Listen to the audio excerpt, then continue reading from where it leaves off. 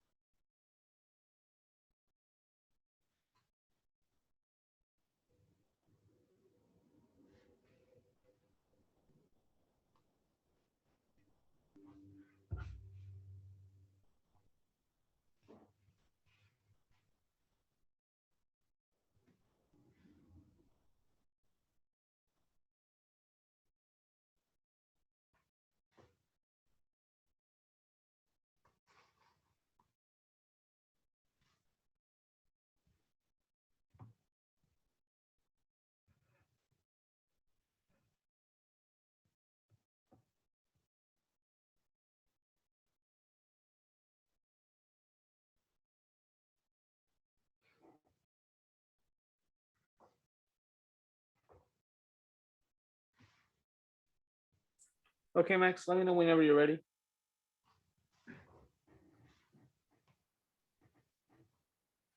All right, I'm done now. All right. So if you can showcase your model to the camera, please, so we can all see. All right.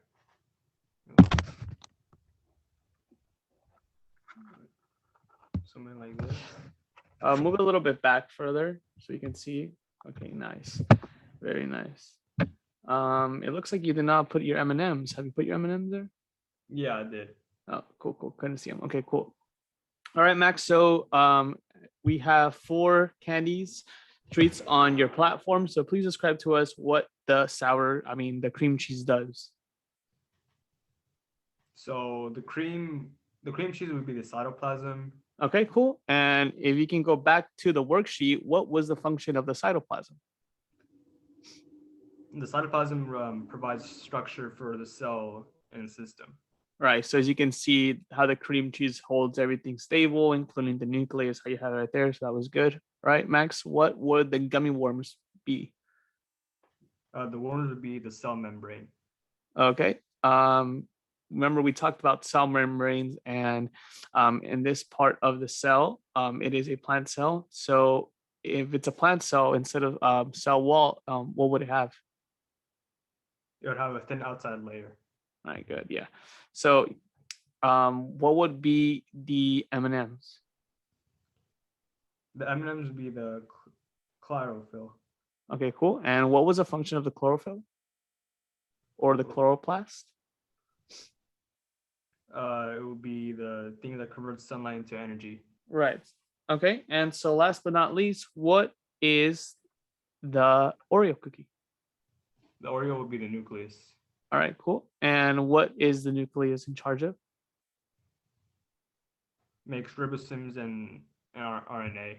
All right, cool. So Max, as you can see, you created a perfectly well plant cell model with cell walls, chlorophyll, nucleus, and everything else included. I hope you enjoyed this lesson. There will also be a quiz taken, and we will do that tomorrow once you kind of go home and digest the information that was provided for you. So when you come tomorrow to class, you will be receiving a summative assessment of a quiz to see if your knowledge is good on cells. So Max, you're more than welcome now to consume your candy, your treat. If you would like to do so, go ahead. You can definitely take a bite now. Otherwise, Max, thank you for coming to class today, and thank you for your participation. All right, then. Goodbye, then.